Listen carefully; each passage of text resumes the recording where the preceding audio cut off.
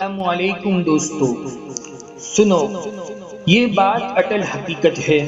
زیادہ دیر صبر کرنا آسان نہیں ہوتا، بہت مشکل اور کٹھن دور ہوتا ہے، لیکن جتنا زیادہ تم صبر سے کام لوگے اتنا پھل میٹھا اور شیرین ہوگا، اور ان ساری تلخیوں کا ازالہ ہوگا جن کے کڑوے گھونٹ تم نے ہنس ہنس کر پی لیے تھے۔ حضرت علی رضی اللہ تعالیٰ عنہ فرماتے ہیں، صبر کی دو صورتیں ہیں، جو ناپسند ہو اسے برداشت کرنا اور جو پسند ہو اس کا انتظار کرنا۔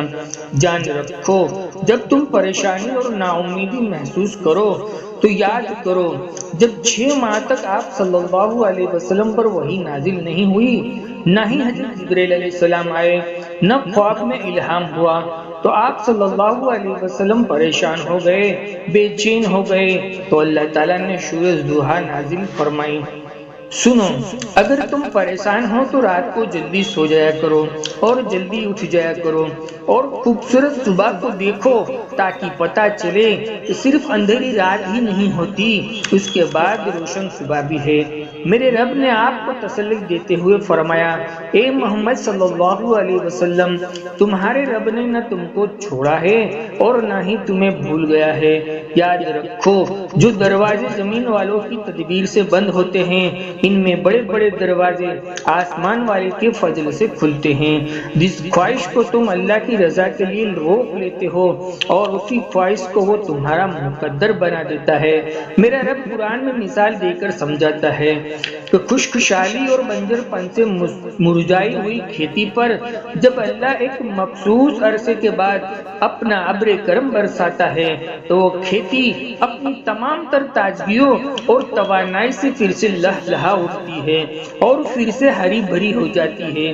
بظاہر ان کو دیکھ کر کوئی کہہ نہیں سکتا یہ کھیتی کتنے سخت اور تلخ حالات کا سامنا کر کے اٹھی ہے۔ بالکل ایسے ہی تجربات ہم انسانوں کے بھی ہے۔ حالات اور آزمائش میں ہم گھٹ جاتے ہیں، دل ٹکڑے ٹکڑے ہوتا ہے، کہیں سے کوئی ذریعہ یا کوئی سبب بنتا نظر نہیں آتا۔ ایسے حالات ہو جاتے ہیں جیسے ڈراؤنے خواب ہو، لیکن جب اللہ کو ساتھ لیتے ہیں نا، ان پر یقین اور بھروسہ کر کے صبر کا گھونٹ پی لیتے ہیں، تو پھر ہماری زندگی کو ایسے ہی خوشحال بھری بناتا ہے جیسے بنجر زمین کو تر و تازہ کر دیتا ہے۔ یاد رکھو، جب ہمارے حضور صلی اللہ علیہ وسلم کا سینہ مبارک کفار کی طعنوں تسنی سے چھلنی ہو جاتا تھا اور آپ رب سے دعا گو ہوتے تھے، تو میرا رب قرآن میں حضور صلی اللہ علیہ وسلم کو مخاطب کر کے فرماتا ہے، اے نبی، کفار کی طعنوں تسنی سے آپ کا سینہ گھٹ رہا ہے، ہم اس سے باخبر ہے، آپ تو ہر وقت میری نظر رحمت اور نظر عنایت کے سامنے ہیں، بس جب آپ کو کوئی غم پہنچے آپ فوراً اپنے رب کی حمد بیان کیجئے اور اپنے رب کا ہر حال میں شکر ادا کیجئے اور نماز میں مشغول ہو جائیے، آپ کا غم دور ہو جائے گا۔ تو اللہ نے 3 واضح اور خوبصورت اشارے فرما دیے کہ جب کوئی دکھ غم ہو تو اللہ کی حمد کیجئے کہ اللہ تو ہی ہمارے لیے کافی ہے، تو ہی ہمارا مددگار ہے، اور اے اللہ ہم تیری ہی عبادت کرتے ہیں اور تجھ ہی سے مدد مانگتے ہیں۔ دوسرا واضح اشارہ یہ فرما دیا کہ ہر حال میں اللہ کا شکر ادا کرتے۔ جان رکھو، ایسا کبھی نہیں ہوتا کہ اللہ نے ایک نعمت دور کی ہو یا کوئی کام اٹک گیا ہو، کوئی خواہش نہ پوری ہوتی ہو تو دوسری نعمت بھی بند نہیں کی۔ بے شمار نعمتوں کی بارش اللہ اپنے بندوں پر کرتے رہتے ہیں، ہم ان کو سوچتے ہی نہیں یا ہمارا خیال تک نہیں جاتا، تو ان نعمتوں پر ہمیں شکر کرنا ہے جو ملی ہوئی ہے۔ تیسرا اشارہ یہ فرمایا کہ نماز میں مشغول ہو جائیے۔ ہاں، نماز ہی ایسی عبادت ہے جو اللہ کی غیبی امداد کو کھینچ کر لاتی ہے اور ایسے کرشمے ظاہر کرواتی ہے جن کا ہم نے کبھی تصور نہیں کیا ہوتا۔ یہ مردے کو زندہ کروا دے، یہ آسمان سے بارش کو اتروا دے، یہ غیبی رزق پہنچا دے، یہ دشمنوں پر غلبہ دلوا دے۔ یاد رکھیے، اللہ تعالیٰ جس بندے کو خوب چاہتے ہیں اس سے نامراد نہیں کرتے ہیں۔ اللہ فرماتا ہے، ہم نے ہر نبی کے لیے دشمن بنائے، ہم تو ان کے غلام ہیں اور ان کے نام لیوا ہے۔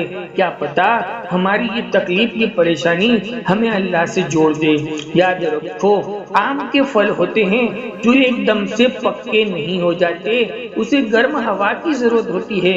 جب تک گرم ہوا کے تھپیڑے آم کے پھل کے اوپر نہیں پڑتے تو وہ کچے ہی رہتے ہیں۔ جب اللہ اپنے بندے کو اپنے سے قریب کرنا چاہتا ہے اور ان کے دل میں اپنی محبت کا آم پکانا چاہتے ہیں اور ان کے محبوب چیز ان سے دور کر کے ان کے کاموں کو روک کر یا دل کو تکلیف میں ڈال کر گرم ہواؤں کے تھپڑے دیتا ہے، جان رکھو جو صبر آپ کرتے ہیں، جو یقین آپ رکھتے ہیں، سچ جانو وہ تمہیں اللہ کا بنا دیتا ہے، کیونکہ اللہ کو تو بس تمہارا یقین دیکھنا ہے۔ تمہیں پتا ہے تمہارے پاس ایک بہت قیمتی چیز ہے جو بہت کم لوگوں کے پاس ہوتی ہے۔ اللہ وہ چیز بس انہی کو عطا کرتے ہیں جن کو وہ پسند کرتا ہے اور اپنے قریب کرنا چاہتا ہے۔ یقین اور صبر یہ بہت ہی خاص اور اہم چیزیں ہیں۔ اگر تمہارے پاس ان میں سے کوئی ایک چیز بھی ہے تو تم بہت امیر ہو، اللہ کے پسندیدہ ہو۔ جب اللہ یہ دیکھتا ہے کہ آپ کی نیت صاف ہے تو اللہ آپ کو ان توڑ دینے والے صبر سے بچا لیتا ہے اور ان دعاؤں کے لیے جو آپ کے حق میں بہتر ہوتی ہے ان پر اپنا کن نازل فرما دیتا ہے۔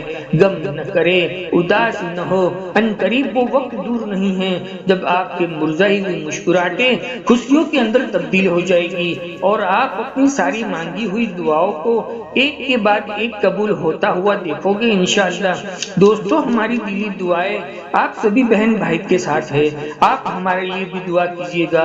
اللہ سارے سننے والوں کو خوشیاں نصیب فرمائے، آمین۔ دوستو سچ آپ کا ایک لائک اور کمنٹ ہماری حوصلہ افزائی کا ذریعہ بنتا ہے، ہماری محنت رائے گا نہیں جا رہی، اللہ دلی سکون اور حوصلہ افزائی کا ذریعہ بنا رہی ہے۔ جزاک اللہ خیر، زندگی رہی انشاءاللہ پھر ملیں گے ایک اور خوبصورت ٹاپک کے ساتھ، تب تک بندے کو اجازت دیجیے، اللہ حافظ۔